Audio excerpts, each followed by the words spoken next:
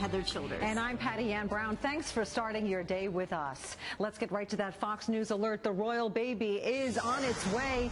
Kate Middleton currently in labor at St. Mary's Hospital. And royal watcher Neil Sean, he joins us now live from London.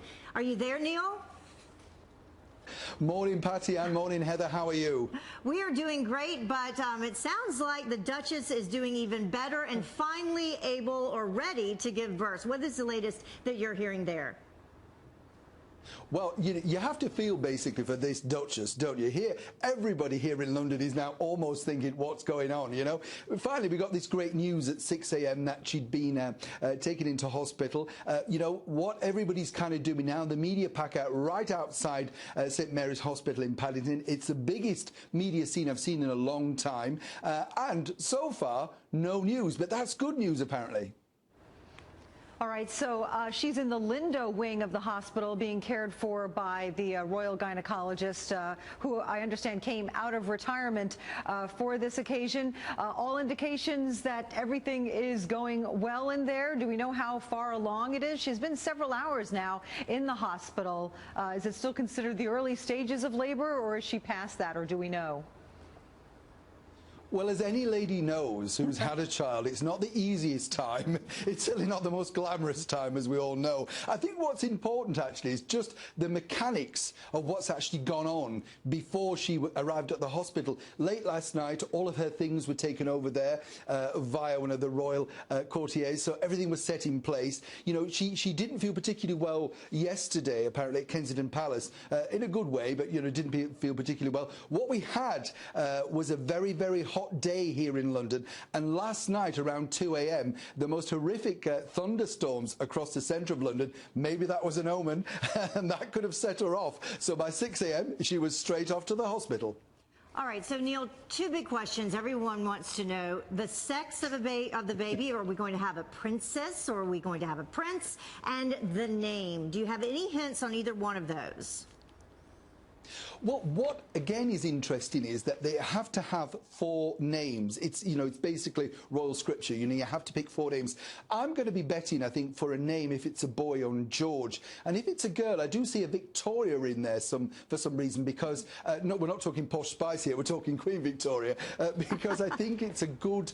It's a name that's come back into fashion, as I'm sure you ladies will agree. I think, you know, then again, you know, everybody in England, I think we kind of want a boy. But, you know, as Kate herself has said, as long as the baby's healthy, both her and William will be ecstatic. And this is going to be a wonderful day. It's bright sunshine out there across London. What a fabulous way to start a Monday.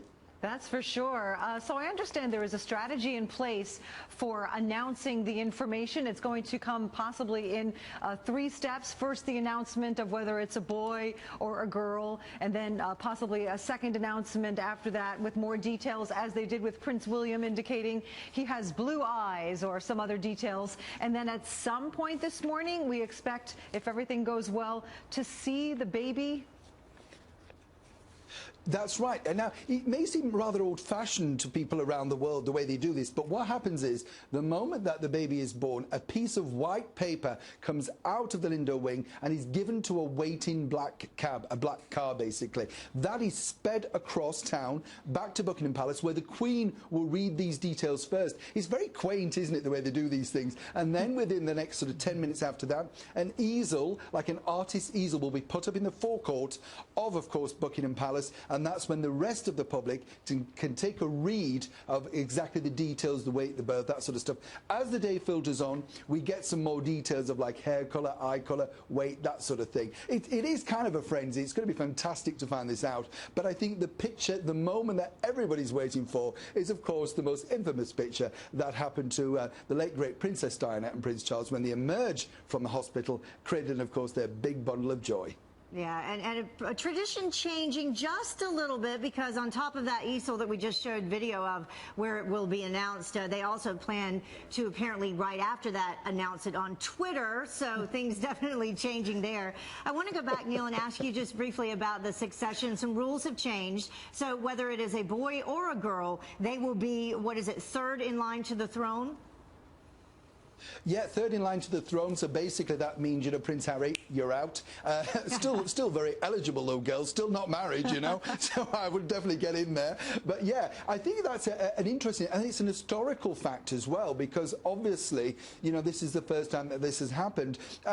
When you reflect on something like this, you have to look at the sort of the big event, as it were, of this historical meaning. I mean, whatever sex the baby is, instantly becomes third in line to the throne. I think also we should take a little bit of time out and think about Prince Charles, who becomes a grandfather, because it is a very momentous occasion. But also when you look at the job, the succession line, it's almost like people are writing him out and thinking William and then his child. So, it's a bit strange, really.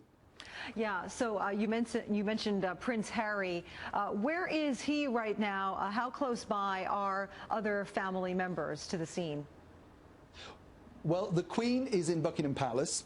We're not quite sure where Prince Philip is. He's recuperating, of course, after that recent hospital stay. Harry's down at Kensington Palace. Quite a lot of the family members are around.